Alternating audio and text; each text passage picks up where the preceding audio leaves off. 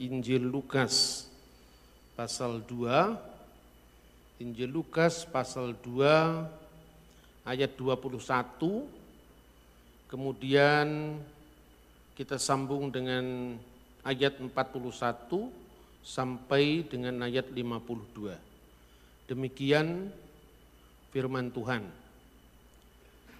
Dan ketika genap 8 hari dan dia harus disunatkan, ia diberi nama Yesus, yaitu nama yang disebut oleh malaikat sebelum ia dikandung ibunya.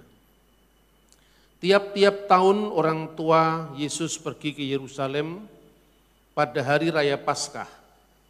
Ketika Yesus berumur 12 tahun, pergilah mereka ke Yerusalem seperti yang lazim pada hari raya itu.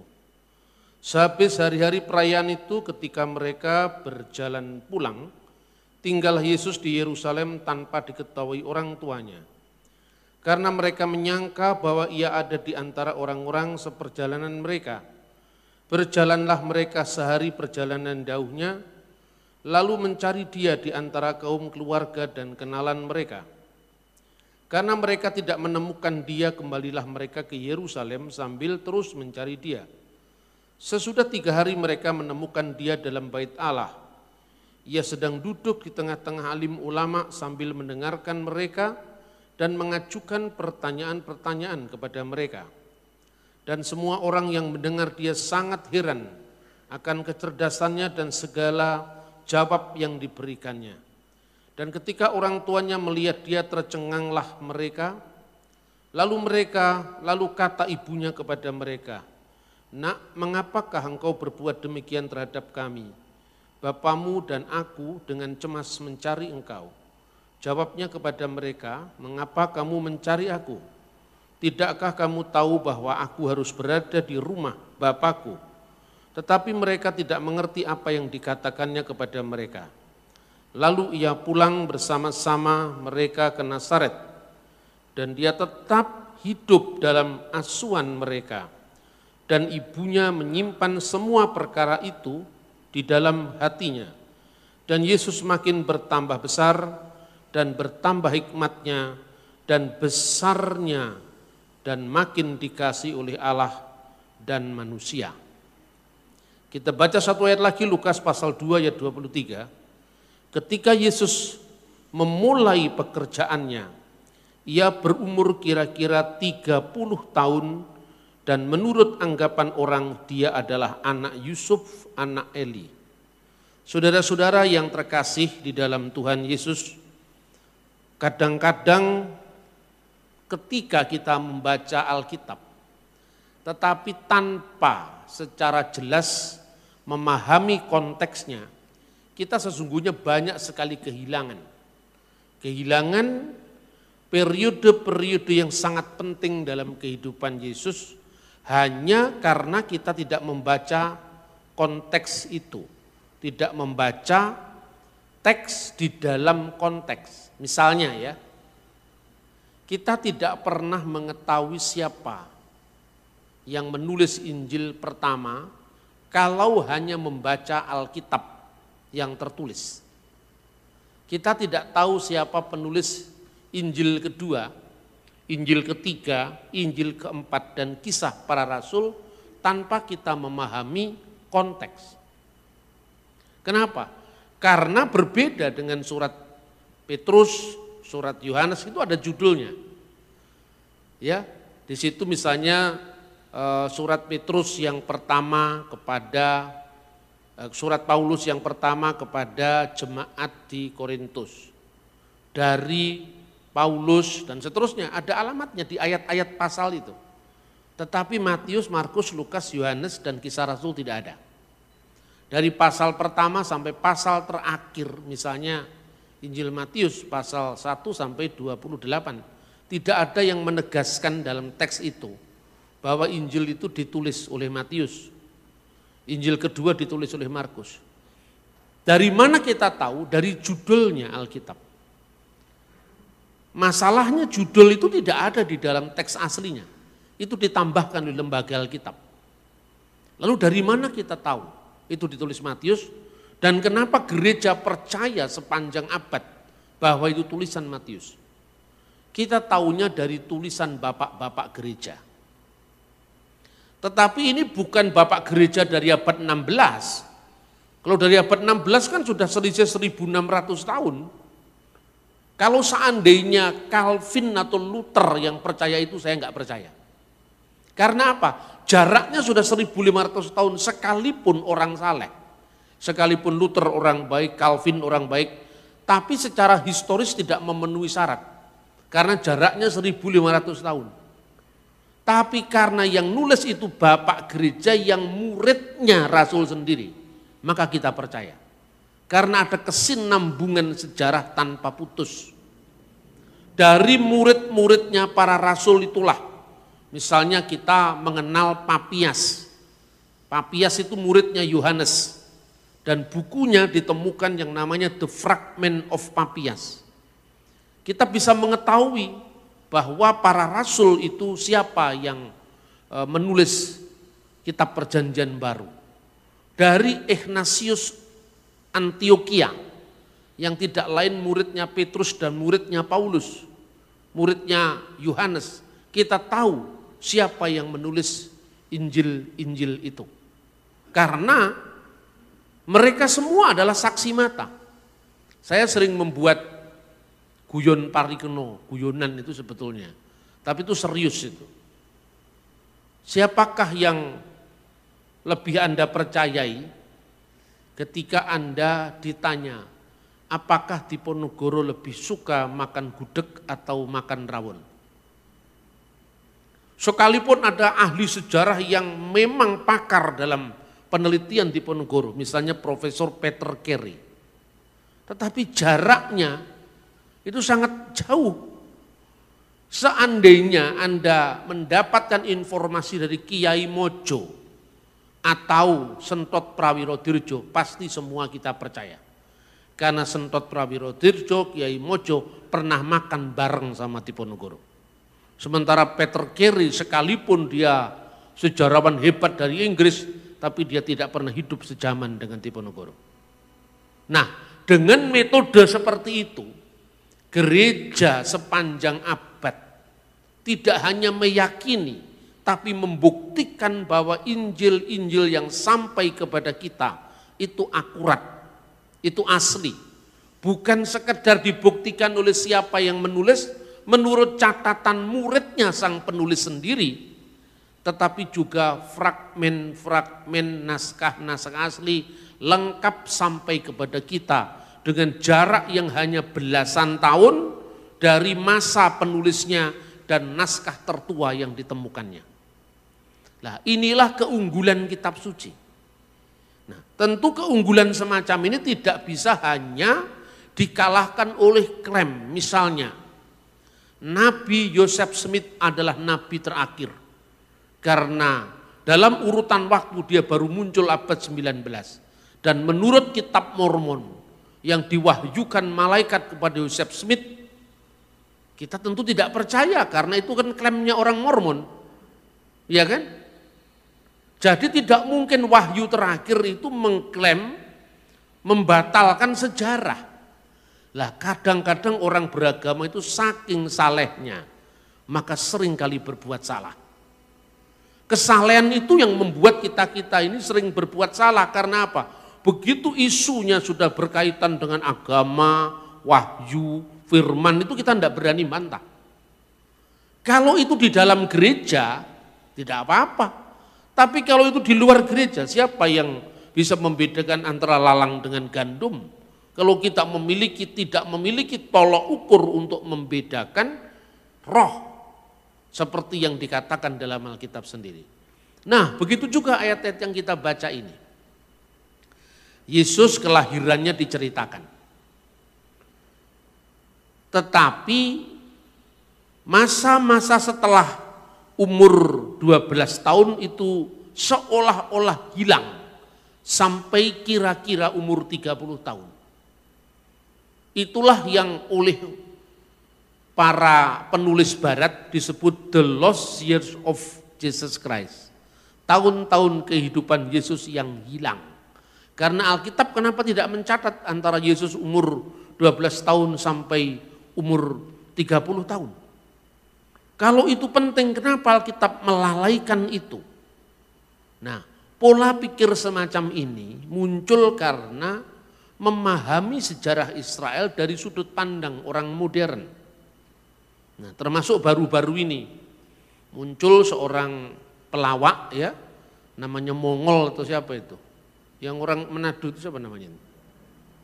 Yang mengatakan bahwa Yesus umur 12 sampai umur 29 tahun atau sekitar 30-an tidak terdeteksi dalam Alkitab. Beda dengan sejarah Nabi Muhammad, itu sangat jelas katanya. Nah, saya kira ya jangan mengutuk siapa itu namanya?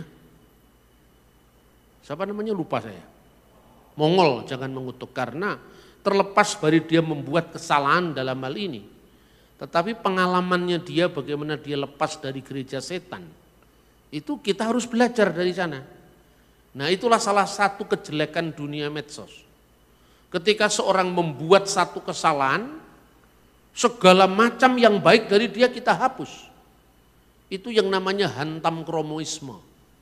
Saya harus mengatakan, seumpama saya disuruh dan ditanya bagaimana melayani orang-orang dari gereja setan, mungkin saya tidak tahu sebanyak pengetahuan dia tentang satanic church itu. Karena dia pernah menjadi pengikutnya. Sampai kemudian dia punya pengalaman bagaimana dia bertobat lepas dari jeratan gereja Mormon, gereja setan itu. Saya tidak punya pengalaman itu. Tetapi kesalahan dia jangan mengomentari hal yang dia tidak pahami. Apalagi memasuki agama lain. Lalu orang-orang Kristen pada emosi, ya kan? Karena seolah-olah Yesus itu sejarahnya tidak jelas, tidak sejelas sejarahnya Nabi Muhammad. Gitu kira-kira seperti itu. Saya sendiri melihat ini kenapa kok jadi rame seperti ini, gaduh seperti ini. Kalau misalnya Mongol itu salah, ya cukup saja diberi koreksian, tanpa harus misalnya memberikan judul-judul yang bombastis, nama saya lagi yang disebut. Bambang Nursena mengkoreksi dan bahasanya seolah-olah mengadu saya sama beliau dan itu salah. Manusia itu tidak ada yang sempurna, saudara-saudara. Kalau dia punya pengetahuan baik di satu pihak, tentu dalam pengetahuan yang lain dia kurang, itu yang kita yang harus membenarkan. Tapi tidak usah harus diadili di medsos seperti itu. Itu kan membuat gaduh dan akhirnya persekutuan tubuh Kristus akan terganggu. Karena pihak lain di luar Kristen memanfaatkan itu untuk menyerang seolah-olah iman Kristen itu tidak jelas. Gitu loh kira-kira. Makanya bertanggung jawablah menggunakan medsos. Jangan malah itu menjadi sarana setan untuk mengadu domba umat Kristen sendiri. Nah, kenapa antara umur 12 tahun sampai umur 30 tahun enggak dicatat dalam Alkitab? Ketika terjadinya penemuan laut mati, the Dead Sea Scrolls, ada seorang penulis, tapi itu juga bukan seorang ahli tentang naskah Qumran. Dengan caranya sendiri dia mereka-reka bahwa 18 tahun kehidupan Yesus yang hilang itu, penulis itu namanya Charles Potter. Dia memberi judul The Lost Years of Jesus.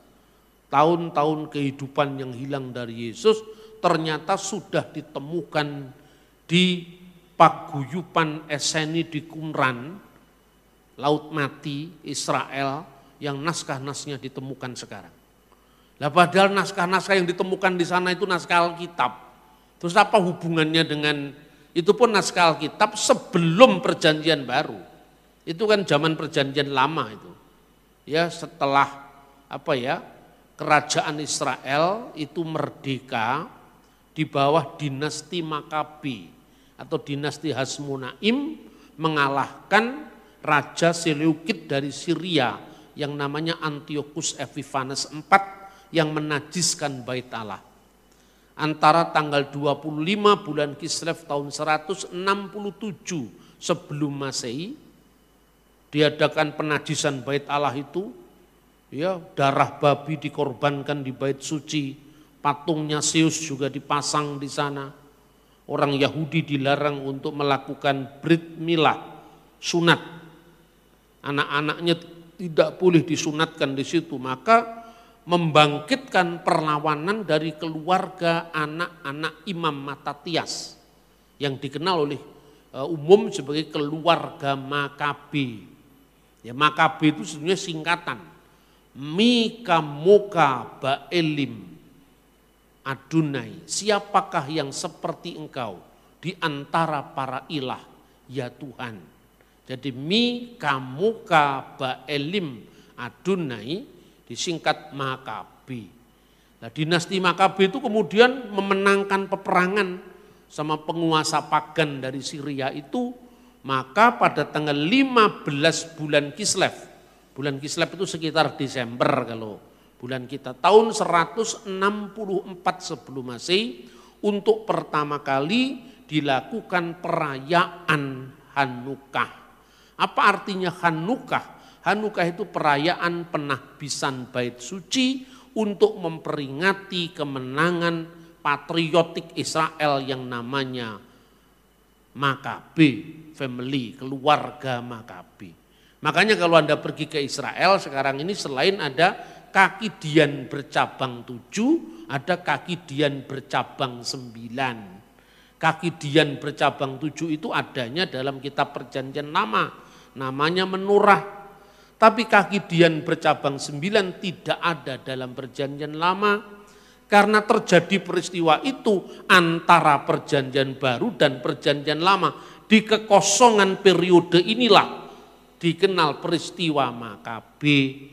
Dan itulah yang dicatat dalam kitab 1 dan 2 Makabe yang dibaca oleh orang-orang Katolik. Di kalangan orang-orang Protestan itu disebut sebagai intertestamental books. Di kalangan orang Katolik, orang Ortodok itu disebut sebagai Deuterokanonika atau kanon kedua. Itu sejarah, ya. Orang Kristen Protestan tidak mengakuinya sebagai kanon, tapi menghormatinya sebagai devotional book, buku yang membangun. Orang Katolik mengakui sebagai kanon, tapi ditempatkan sebagai kanon kedua setelah kanon pertama, yaitu 39 kitab Perjanjian Lama.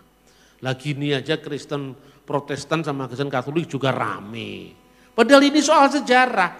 Makanya saya selalu mengatakan, hilangkan mental sektarian dalam gereja. Kitab-kitab Makabe itu buku-buku sejarah. Kenapa harus dimusuhi hanya karena beda antara Katolik sama Protestan? Nah, peristiwa Makabe ini juga diperingati oleh Yesus. Ketika Anda membaca misalnya kitab Injil Yohanes pasal 10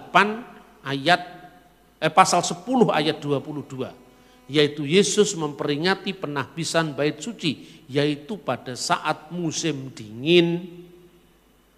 Nah, kenapa kaki diannya bercabang 9? Karena pada saat mereka melakukan perayaan itu, kemungkinan tentara-tentara Antiochus itu masih berkeliling di sekitar Yerusalem yang tidak semuanya atau belum semuanya bisa dikuasai oleh pasukan Makabe. Maka minyak zaitun yang digunakan untuk menyalakan menorah itu hanya untuk sehari. Tapi mereka mungkin tidak bisa mendatangkan minyak itu dari luar Yerusalem. Karena tentara Antiochus Epiphanes itu masih menguasai daerah-daerah di luar Yerusalem. Tetapi karena mujizat dari Tuhan, menorah itu kan ada 7. Tapi biasanya perayaan Yahudi itu hari terakhir dinamakan Shemoneh Esrei. Shemoneh Aseret, hari terakhir perayaan. Biasanya hari terakhir perayaan itu hari ke-8. Makanya 8 hari perayaan, ya, 8 hari perayaan itu hanya 1 hari minyak zaitunnya. Tapi karena mujizat bisa tahan 8 hari, menorah itu selalu menyala. Lalu mereka berefleksi, dari mana sumber dari nyala minyak zaitun itu. Makanya dia mengatakan itu pasti pertolongan dari Tuhan Allah Israel. Maka 4 yang di kanan, 4 yang di kiri, ada kaki Dian, yang di tengah itu menonjol lebih tinggi, itu namanya Samas. Nah sampai hari ini orang Yahudi memperingati itu. Kalau Anda datang ke Israel kira-kira bulan Desember, itu biasanya lilin-lilin menorah, biasanya berdampingan dengan lilin-lilin Natal, lilin-lilin Hanukiah berdampingan dengan terang dari cahaya pohon Natal. Sampai ada orang-orang Kristen tertentu dari kalangan keturunan Yahudi yang merayakan Krisnuka, antara Christmas dan Hanukkah, karena persis sama itu simbol-simbolnya.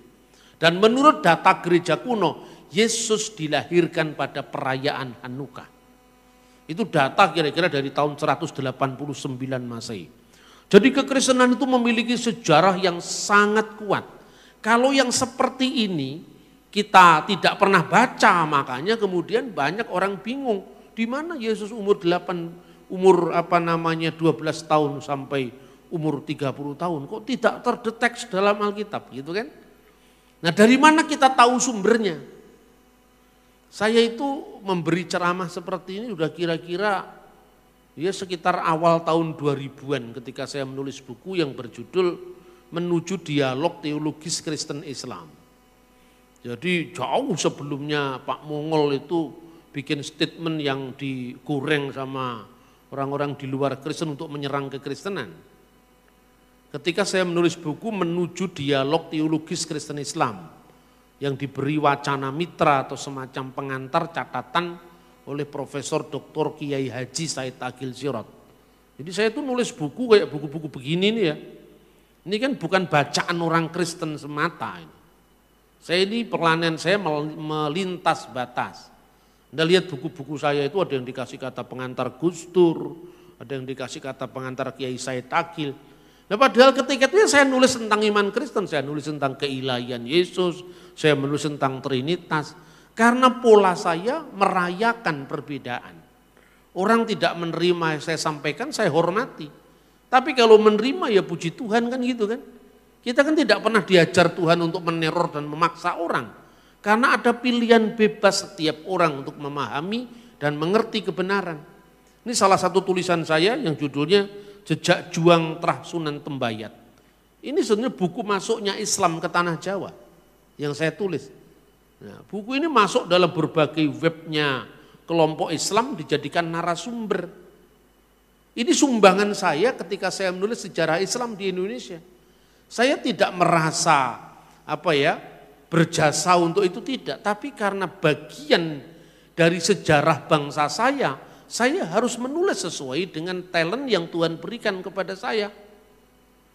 Nah, tapi kalau kemudian saya nulis buku yang mempertanggungjawabkan iman saya, ya jangan marah. Ini kan saya sampaikan kepada sahabat-sahabat muslim saya. Sejarah Islam di Indonesia aja saya catat loh, saya tulis loh. Itu karena wujud pengabdian saya kepada tanah air saya. Karena Indonesia itu kan tidak hanya terjadi hanya orang Hindu saja atau Kristen saja. Tapi ya Islam, ya Buddha, ya Hindu, ya Kristen. Itu bagian dari sejarah kita bersama. Jadi pola pelayanan saya itu bukan membentur-benturkan agama. Tapi membangun kebersamaan sekalipun kita memang tidak sama. Nah makanya ketika saya nulis buku Religi Bung Karno, itu kan saya merayakan bagaimana Bung Karno seorang muslim yang melintas batas pemahaman imannya sehingga memberi ruang pada agama-agama lain. Bung Karno itu sering mengutip ayat-ayat Injil, ayat-ayat Bhagavad Gita tanpa kehilangan keislamannya. Itu menjadi contoh sekarang. Lalu sekarang seorang calon pejabat ngomong ayat Injil aja digoreng. Agamanya tidak jelas itu kan. Kita sudah kehilangan toleransi beragama yang menjadi ciri khas bangsa ini berabad-abad. Ketika dunia masih perang salib, kita sudah punya Bhinneka Tunggal Ika Tandhana Dharma Mangrua.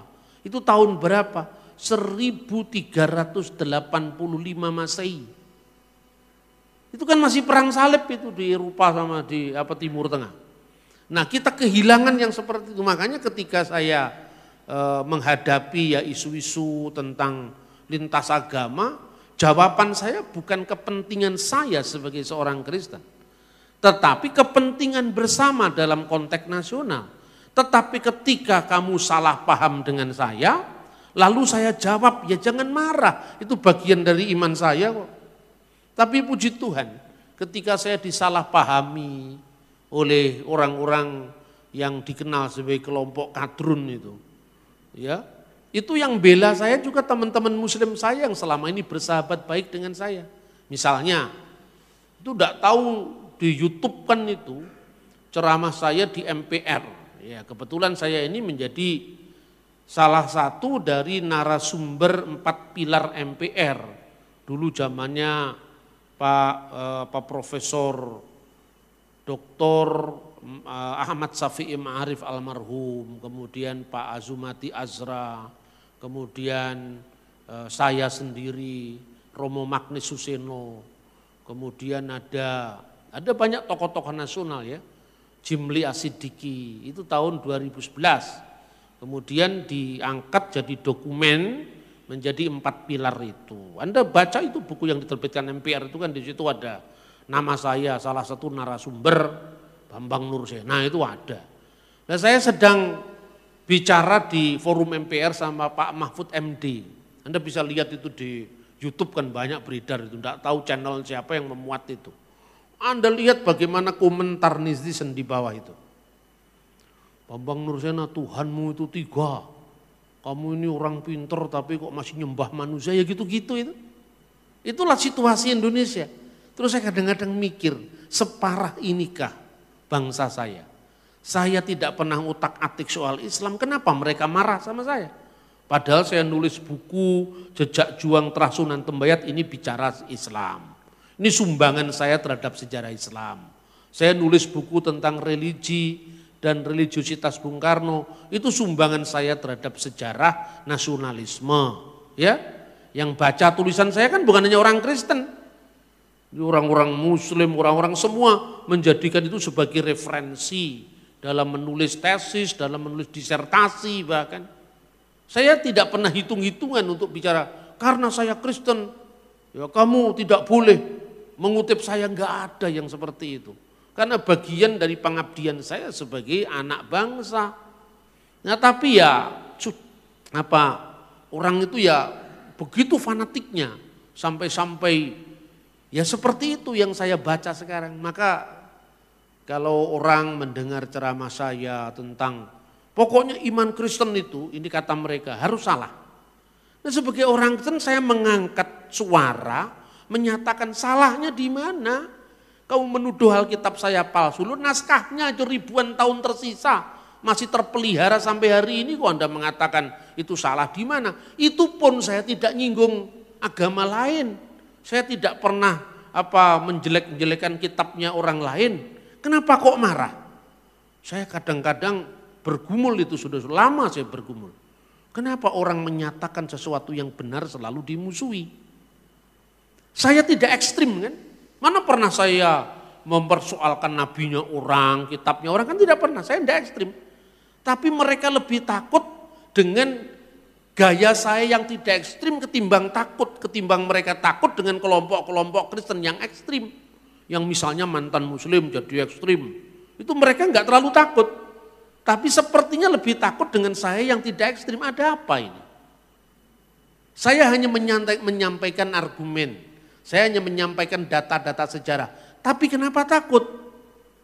Ya kadang-kadang itu malah meneguhkan saya. Berarti kebenaran itu yang membuat mereka tidak siap menerima. Tidak semuanya orang saya tuduh seperti itu. Tapi kelompok-kelompok yang membencimu tanpa alasan, kira-kira seperti itu yang saya terima. Kalau orang membenci saya karena ada alasan, itu mungkin harus kita introspeksi. Apa alasannya mereka membenci saya? Tetapi dalam pelayananmu, dalam pelayanan kita semua, nanti ada suatu saat di mana orang membencimu tanpa alasan, maka janganlah kamu bersedih hati. Dan itu bukan lagi urusanmu. itu urusannya Yesus dengan mereka. Karena apa? Mereka terlebih dulu membenci Yesus tanpa alasan. Saudara-saudara, itu justru menjadi bukti yang meneguhkan kebenaran iman Kristen. Nah, saudara-saudara, jadi saya sudah sampaikan bahwa teks itu memiliki konteks. Kenapa Yesus justru dicatat ketika umur 8 hari? Karena bagi orang Yahudi, umur 8 hari itu dinamakan Brit Milah, perjanjian sunat. Karena itu tanda dari perjanjian Abraham. Karena Yesus itu, Sang Mesias, lahir dari orang Yahudi, maka dia menggenapi Taurat dengan cara melakukan Taurat. Setelah genap waktunya, Galatia pasal 4 ayat 4, Allah telah mengutus putranya yang lahir dari seorang perempuan dan tunduk kepada hukum Taurat. Berarti Tuhan Allah telah mengutus putranya yang lahir dari seorang perempuan yang tunduk atau yang taat kepada hukum Taurat. Kata perempuan ini adalah gunaikos, penggenapan dari Kejadian pasal 3 ayat 15. Bahwa Tuhan akan mengadakan permusuhan antara keturunan perempuan ini dan keturunan iblis. Dan nanti puncak dari penggenapan itu, keturunan perempuan ini akan meremukkan kepala iblis.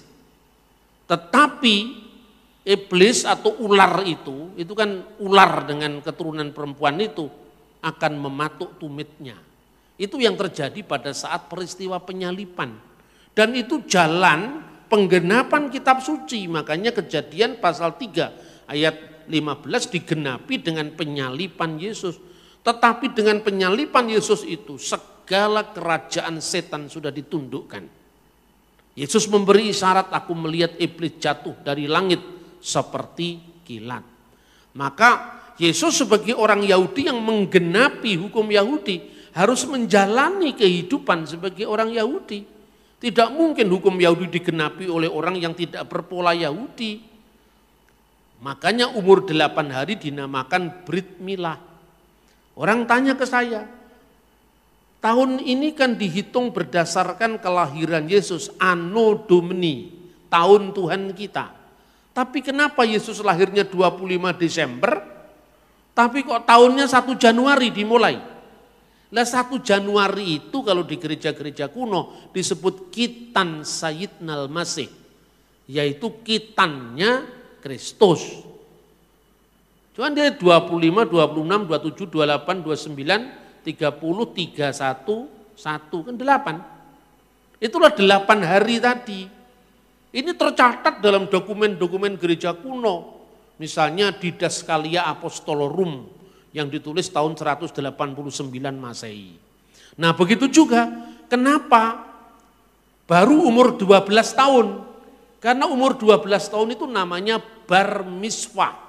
Pada abad pertama itu 12 tahun, kemudian ketika orang Yahudi melakukan reformasi agama, sejak runtuhnya Bait Suci yang kedua, tahun 70 Masehi tanggal 5 Agustus, ya, seorang rabi Yahudi yang sangat terkenal namanya Yohanan ben Zakkai meminta kepada pemerintah Roma agar diizinkan memiliki satu tempat untuk meneruskan eksistensi agama Yahudi, lalu diberikanlah kota Yamnia.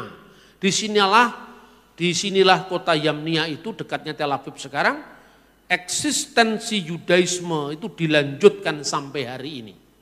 Jadi Yudaisme modern itu dimulai di abad kedua. Makanya Yahudi sekarang tidak ada lagi upacara penebusan dosa dengan korban binatang, karena bait Allah sudah tidak ada lagi, tidak ada korban ukupan di bait suci, karena tidak ada bait Allah lagi. Justru korban ukupan di bait suci itu dilanjutkan oleh gereja ortodoks. Makanya di gereja ortodoks setiap kali ibadah itu kan ada ukupan itu. Ya, itu sebenarnya upacara dari bait suci. Sementara ibadah di gereja Protestan itu meneruskan ibadah sinagogi yang tanpa ukupan, tanpa korban, pusatnya pada firman. Gitu loh saudara-saudara. Nah jadi kemudian orang Yahudi membukukan kembali apa yang sesungguhnya dilakukan oleh leluhur nenek moyang mereka selama berabad-abad. Itulah yang dikenal dengan Torah CBLP, Torah lisan. Selain Torah tertulis, Torah itu Torat. Ya mulai dari Sefer Bereshit, Sefer Elesemot, Sefer Vayikra, Sefer Bemidbar, sampai Sefer Elehadivarim. Kejadian, Keluaran, Imamat, Bilangan, Ulangan. Itu disebut Torah Sebiktav, Torah yang tertulis. Selain itu ada Torah yang tidak tertulis, itu yang akhirnya dibukukan oleh para rabi. Nah dari situlah kita bisa melihat tradisi Yahudi dari zaman ke zaman. Karena Yesus itu orang Yahudi, otomatis ada paralel antara kehidupan Yesus yang dicatat dalam kitab Injil dengan kebudayaan bangsanya sendiri, yaitu bangsa Yahudi. Maka kalau Anda cari Sweet Seventeen-nya Yesus tidak ada di budaya Yahudi. Karena itu budaya barat, itu budayanya londo dingdong. Makanya enggak ada di Timur Tengah gitu loh. Maka membaca sejarah itu penting. Nah disebutkan di dalam sebuah traktat ya. Traktat itu tulisan para rabi Yahudi yang mendokumentasikan tradisi mereka selama ribuan tahun. Traktat itu namanya Pirkei Avot. Pirkei Avot itu artinya the ethics of the fathers. Jadi etika para bapak bangsa nomornya 21. Jadi Pirkei Avot 21. Itu disebutkan bagaimana urutan-urutan kehidupan orang Yahudi. Disebutkan Ben Hames Shanim La Mikra, pada usia 5 tahun orang Yahudi harus belajar kitab suci. Mulai dari baca hurufnya umur 5 tahun itu. Alef, Bet, Gimel, Dalet itu umur 5 tahun. Makanya disebut Ben Hames Shanim La Mikra. Mikra itu artinya seluruh kitab suci. Tapi dari dasarnya dulu. Lalu pada umur 10 tahun Ben Esher La Misnah. Belajar Misnah lebih dalam lagi. Ya, misalnya kemudian pada usia ya ini 13 tahun di zaman Yesus usia 12 tahun Ben Hames Esreh La Talmud. Jadi pada usia 15 tahun dia belajar Talmud, tapi sebelumnya pada usia 13 tahun belajar hukum, jadi menjadi anak hukum, misfot, bar miswah. Ketika umur 12 tahun itu mereka naik ke Bema, naik ke tempat yang lebih tinggi, disitulah dia menerima kok hukum Taurat. Nah karena untuk bar miswah itulah Yesus dibawa oleh Bunda Maria dan Yusuf ke bait suci. Karena sejak umur itu Yesus menerima kok hukum Taurat. Karena Yesus secara manusia, sebagai orang Yahudi, baru kemudian tadi yang saya sampaikan, pada umur 15 tahun belajar Talmud. Ben Hames Esreh La Talmud. Talmud itu tadi termasuk Torah lisan tadi, termasuk buku yang kita baca ini. Kemudian Ben Shemoneh Esreh La Kupah. Pada umur 18 tahun usia untuk kanopi itu kanopi pernikahan. Usia 18 tahun itu orang Yahudi biasanya usia minimum untuk dia menikah. Umur 18 tahun. Baru kemudian umur 20 tahun Ben Esrim Lirdov. Umur 20 tahun itu usia di mana seorang Yahudi itu dianggap cakap untuk mencari kerja, mencari pekerjaan. Karena secara fisik dia sudah dianggap memenuhi syarat. Makanya di Israel modern ini wajib militer umur 20 tahun. Jadi ini punya tradisi, punya kebudayaan yang sangat kuat dari zaman dulu sampai sekarang. Kemudian setelah umur 20 tahun, umur 30 tahun baru muncul Ben Shelosim Lakoa. Pada umur 30 tahun dia dianggap usia yang memiliki kekuatan. Dia usia 30 tahun. Kemudian berikutnya lagi, ben arba'im labinah. Pada umur 40 tahun itu usia bijaksana. Kenapa umur 30 tahun disebut sebagai usia kuat secara fisik maupun psikis? Makanya seorang Yahudi boleh mengajar di depan umum sekitar 30 tahun. Sebelum itu tidak boleh muncul, umur 20 tahun ngajar nggak boleh. Umur 30 tahun dia boleh ngajar di depan umum. Itu ketentuan dari kebudayaan orang Yahudi. Umur 40 tahun dia disebut sebagai usia untuk binah, bijaksana. Baru umur 50 tahun ben hamisim la etsha, usia untuk orang bisa didengar nasihatnya. Maka ketika Yesus mengatakan Abraham bapamu melihat hariku dan dia bersuka cita karena ia telah melihatnya. Apa kata orang Yahudi? Umurmu belum sampai 50 tahun. Bagaimana kamu menyatakan hal itu? Kenapa? Kamu belum usia 50 tahun yang layak didengar nasihatmu karena usiamu baru 30-an tahun. Bagaimana kamu mengatakan hal itu?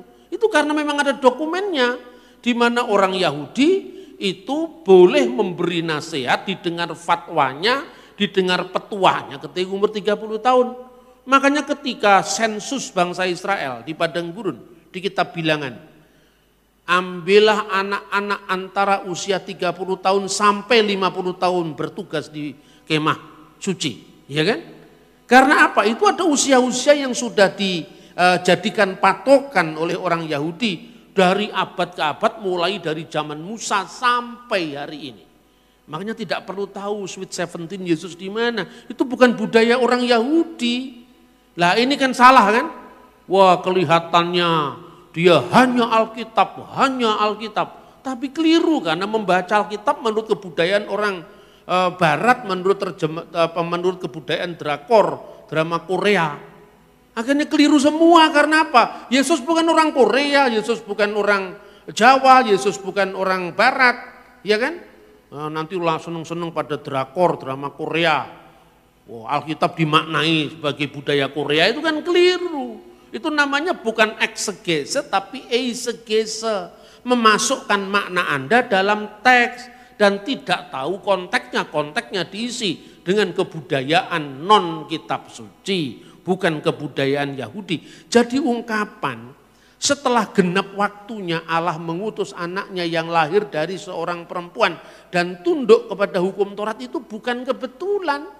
Itu pola penggenapan yang oleh Allah tuntun atas bangsa Israel yang digenapi dengan kedatangan Sang Kristus. Lalu berikutnya supaya lengkap ini, ben sisim lasikna, pada usia 60 tahun itu usia di mana dia dianggap mulai tua. Jadi kalau saya ini belum 60 tahun itu belum tua. Nanti kalau sudah 60 tahun siknah itu usia kematangan orang tua. Kalau orang Jawa menyebut itu swida itu artinya. Usia matang, itu umur 60 tahun. Kemudian usia 70 tahun, ini semua ada ayatnya dalam Alkitab. Hanya karena kita tidak tahu saja. Ben sif'im la se'ifah. Umur 70 tahun itu sempurna dalam usia. Kenapa? Karena umur manusia adalah 70 tahun. Itu di dalam Mazmur pasal 90, ya kan? Lalu usia 80 tahun itu disebut gevura. Ya ben semonim la gevura. Usia tambahan kekuatan. Dan apabila kuat 80 tahun, ya kan? 70 tahun itu usia manusia yang dianggap sebagai usia sempurna, ya, karena manusia setelah zaman Musa seperti doanya dalam Mazmur 90 itu, manusia berumur 70 tahun. Kalau kuat 80 tahun maka usia 70 tahun disebut seifah, sempurnanya usia. Selanjutnya kalau kita diberi kekuatan itu bonus, makanya disebut pada usia ben semonim la gevura itu agung, besar. Besar karena apa? semata-mata karena tambahan yang Tuhan berikan, tambahan kekuatan dari Tuhan. Lalu usia 90 tahun, itu disebut bentis im lasu'ah, usia mulai bengkok. Nah, buktikan sendiri. Nanti kalau usia 90 tahun kan sudah mulai ini. 90 tahun usia bengkok. Kecuali kalau Anda olahraga mungkin agak ditunda sedikit. Ya toh? Ini Pak Pendeta ngajari saya supaya olahraga, supaya nanti menjelang sweet saya masih tetap kuat. Doakan saya, saudara-saudara. Amin. Dan kemudian baru usia purna, itu usia 100 tahun katanya. Ben mi'ah itu 100. Bahasa Arabnya mi'ah. Ben mi'ah ke ilu med ve afar ufatel min haulam. Usia 100 itu seperti mati, mati dalam hidup katanya. Hidup dalam mati. Seperti ke ilu med, seperti mati dan benar-benar akan mati dan keluar meha ulam dari dunia ini. Itulah pola kehidupan orang Yahudi. Dokumennya mana katanya? Pak Bambang itu ngarang-ngarang. Pak Bambang itu halu. Bukan halu, kalau saya halu, bukan halu. Ada dokumennya loh, saya itu kadang-kadang juga bingung ya. Saya nggak ngerti ini gimana. Saya setiap kali ngaji Alkitab, orang tanya kepada saya, kenapa kok ngaji Pak? Ngaji kan Islam, siapa bilang ngaji itu Islam? Anda baca sejarah Nusantara. Abad 10 Masehi, itu ada kitab agama Buddha yang dikenal Sangyang Kamahayanikan. Itu ditulis pada zaman Empu Sendok. Dalam kitab yang namanya Sangyang Kamahayanikan, itu kata ngaji sudah dipakai. Angaji Tarka. Artinya Angaji Tarka mengkaji kitab-kitab semedi agama Buddha. Di dalam kitab Arjuna Wijaya karya Empu Tantular, selain kitab Sutasoma kan dia nulis Arjuna Wijaya. Itu dikenal guru pengajian. Guru pengajian. Dari kata aji, aji itu berharga. Jadi kitab-kitab yang berharga apabila itu ditelaah namanya pengajian. Nah inilah yang kemudian dipakai oleh Wali Songo nantinya. Tapi itu warisan Nusantara bukannya dari Wali Songo. Begitu juga memakai kopiah ini. Memakai tutup kepala itu. Ada penelitian dari seorang Inggris ya. Seorang Jerman namanya Lydia Kiven. Dia menulis buku manusia bertopi di candi-candi di zaman Majapahit. Itu hasil penelitian. Dia menekuni, memotret candi-candi, dicocokkan dengan data sejarah sejaman. Kemudian muncul dalam candi Penataran, candi Sukuh, candi Surawana. Itu ada pertapa-pertapa yang selalu memakai topi. Rupanya itu bagi ciri khas seorang rohaniwan. Selain biku ada bikuni yang topinya kotak seperti peci atau kopiah itu. Itu loh ceritanya. Kemudian seiring dengan ekspedisi yang dilakukan oleh Raja Kertanegara dari Singasari, itu pada abad ke-13, Pramajapahit yang namanya ekspedisi Pamalayu dalam rangka apa yang dikenal dengan Cakrawala Mandala Dwipantara untuk mempersatukan Nusantara, maka budaya Keraton Majapahit itu dibawa keluar sampai ke wilayah Champa, Myanmar, Thailand Selatan. Maka cerita Panji itu muncul tidak hanya di zaman Majapahit di Jawa tapi juga di Thailand Selatan, di Patani, di wilayah-wilayah termasuk apa yang namanya Malaysia sekarang, Kelantan. Nah bersamaan dengan munculnya cerita-cerita Panji dengan segala aksesorisnya itu, maka budaya kopiah atau topi menyebar di wilayah kebudayaan Melayu. Hanya bedanya semakin jauh dari Majapahit penggunaannya kadang-kadang tumpang tindih. Topi yang sekarang dipakai sebagai peci atau kopiah itu sesungguhnya pakaian bikuni di zaman Majapahit. Sementara kalau laki-laki itu agak bulat begini kayak topinya gereja ortodoks itu seperti itu. Kalau sekarang. Nah kemudian menyebar kemana-mana. setelah menyebar kemana-mana, pada awal kemerdekaan Indonesia, setiap daerah itu memiliki ciri khas. Jadi penggunaan kopiah ini bukan hanya budaya Melayu. Opung-opung kita di Batak itu selalu memakai kopiah begini kalau di desa-desa, karena itu budaya Nusantara. Bung Karno pada saat studi di HBS, di Surabaya, kemudian studi di Bandung yang sekarang jadi ITB itu masih memakai belangkon. Karena Bung Karno itu anak seorang priyayi Jawa, anaknya Raden Sukemi. Ya itu kan masih darah priyayi Bung Karno itu. Lalu dia dalam perjalanan bangsa mencari identitas Indonesia. Bukan hanya identitasnya kaum priyayi Jawa dengan belangkon dan batiknya. Ini batiknya kalau yang begini itu ciri khasnya kaum priyayi. Kalau batiknya rakyat lebih sederhana itu batik itu ada maknanya itu. Maka Bung Karno mencari simbol yang bisa lebih merakyat, yang dikenal di semua daerah di Indonesia.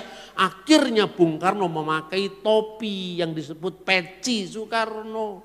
Jadi itu menjadi simbol nasionalisme, bukan sekedar kopiahnya kiai. Ya, kadang-kadang orang-orang yang non-Islam itu malas mengurus hak cipta. Akhirnya hak ciptanya dipakai oleh lokal Islam, yang lain tidak kebagian. Padahal tokoh-tokoh kita itu dulu namanya bukan pendeta, itu namanya kiai, Kiai Sadrah, Kiai Tunggul Wulung, Kiai Paulus Tosari. Kiai itu Jawa bukan Islam. Makanya Anda nyebrang di luar Jawa sudah tidak ada kiai, yang ada tuan guru haji di Sumbawa, di Lombok, ya toh. Ke Arab sana beduk ndak ada, kopiah ndak ada, karena itu ciri khas Nusantara. Betapa pentingnya budaya ini di dalam konteks iman. Karena itu melalui apa yang disebut di dalam tahapan-tahapan umur orang Yahudi, itulah kita bisa memahami kehidupan Kristus. Karena justru setelah genap waktunya, Allah telah mengutus anaknya yang lahir dari seorang perempuan dan tunduk kepada hukum Taurat. Jadi Yesus menggenapi itu. Paham saudara-saudara? Nanti berikutnya kan saya teruskan. Kenapa di gereja ada dua tradisi? Ya, apakah Trinitas itu yang karena tidak ada judulnya di Alkitab itu salah? Lalu bagaimana kehidupan gereja mula-mula? Agar kita ini tidak hanya dari Alkitab di abad pertama langsung lompat di Luther abad 16. Akibatnya apa? Karena kekosongan yang enggak terisi sejarahnya, demit-demit lebih rajin mengisi itu. Lalu nuduh-nuduh, Yesus baru jadi Tuhan tahun 325 itu karena karya demit-demit itu. Yang karena apa? Karena kita tidak setia pada warisan sejarah kita, maka diisi oleh orang lain. Kiranya kesinambungan sejarah kitab suci, para rasul, muridnya para rasul, murid dari muridnya para rasul, itu menjadi bukti bahwa firman Allah sungguh ya dan amin. Tuhan memberkati kita. Shalom alaikum b'shem Hamasyah. Amin.